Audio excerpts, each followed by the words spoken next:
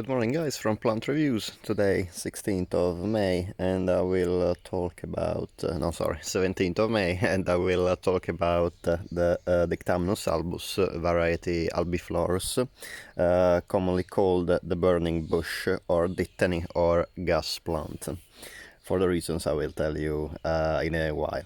The plant is classified in the order Sapindales and in the family Rutaceae, in the subfamily Tadalioideae, together with Skimmia, another garden standard for the beautiful flowers and the red berries during Christmas.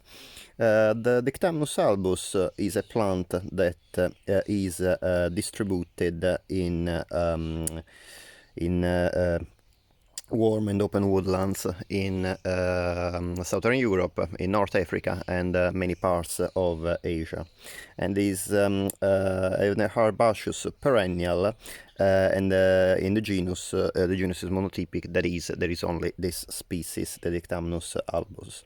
The plant grows about up to 40 centimeter up to 1 meter. I bought this plant yesterday at Madrona nursery, and as you can see, the plant itself, my plant, is about 60 centimeters tall.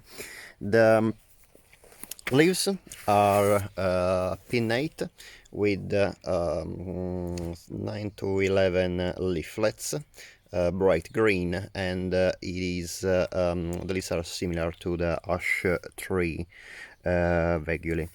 The flowers have 5 petals and very and projecting stamens, as you can see. The color of the flowers varies between purplish, pinkish to white. The purplish pinkish varieties are particularly beautiful because they have a rich purple veining.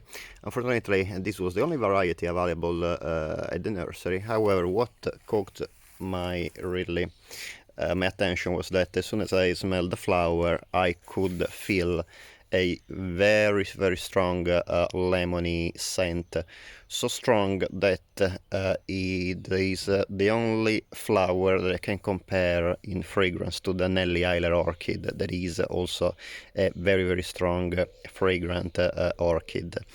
The fragrance, however, doesn't you can't really smell the fragrance from afar unless you touch the flower. Indeed, there was something that also caught my attention. If I take the pot and put the nose near the flowers without touching them, I can't really smell anything. However, as soon as I stick the nose in the flower, the release of the smell of the fragrance is really, really strong, and then I can feel it even about 50-60 centimeters far from the flower.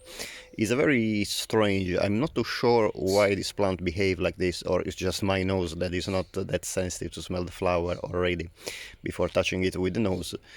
Possibly might be that this plant burst in with this lemon fragrance as soon as an insect arrives, just to signal to the insect that yes, it's the right flower to be in. So I'm not too sure. Anyway, the fragrance is really, really strongly lemony, very peculiar. I don't have any other garden plants that resemble this the fragrance in this kind of fragrance. It is also, as you can see, a very the racemes. They are very loose racemes of flowers. They are very elegant. If you have a sunny border, this is a great plant because likes well-drained soils, quite warm indeed in full sun.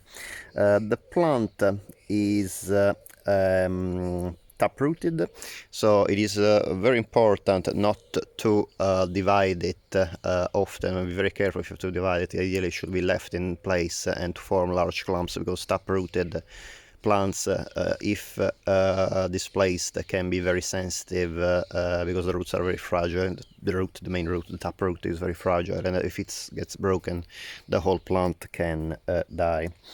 The So at the moment anyway I have it in the same pot because I bought it just 2 days ago at the nursery. The name burning bush is due to the fact that this plant produces volatile oils, particularly in summer and when the plant produces the seed pod. And these volatile oils can catch readily fire in hot weather. There is a episode in the Bible where actually Moses sees an angel speaking from a burning bush, and is surprised because the bush is actually burning without the plant being damaged. Actually, in this plant as well, if many people, including the doctor of Carl Linnaeus, the famous Swedish botanist, who also classified this plant, basically it is said that in a very sunny day with a very hot weather, she decided to use a matchstick to ignite the air around this plant, and this readily caught fire. I really wouldn't recommend to do it at home. However, surely it is an interesting fact that you can relate to the plant and tell to your guests and friends when they are looking to these beautiful flowers. In addition to the flowers, the plant is very elegant because after the blooming, they develop a 5-star shaped seed pod, a five-pointed star-shaped seed pods that obviously add interest to the display of the plant. The volatile oils that I told about are due to the fact that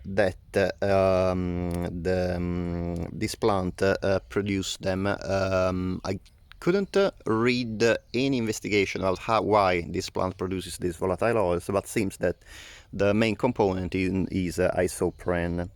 About the fact that this might be the plant related to the myth of the burning bush in the Bible, some authors think it is this plant, some authors don't think it is, because currently at least this plant is not distributed in the Sinai Peninsula. So there's actually some debate about it. Possibly the burning bush was actually a kind of bramble local in the Sinai Peninsula. Anyway, regardless to what happened in the Mount Sinai, the plant definitely has this power of some people use a matchstick around it to basically burst in flames without actually damaging the plant, as written in the Bible as well. As I said, there are several varieties and cultivars. This plant is not a very common plant. I saw it just yesterday, 3 days ago at this rare and unusual plant nursery. However, I found that online there's several sellers of this plant, both of the white variety that are here, but also of the pink and purplish varieties. A thing to watch out in this plant is that all the parts of the plants are mildly toxic. They can give a stomach upset. So, as again, if you have kids and pets, be careful that they don't end up eating any part of the plant, and don't be attracted by the lemon scent, because if the scent is very lemony, the taste of any part of the plant is actually very, very bitter.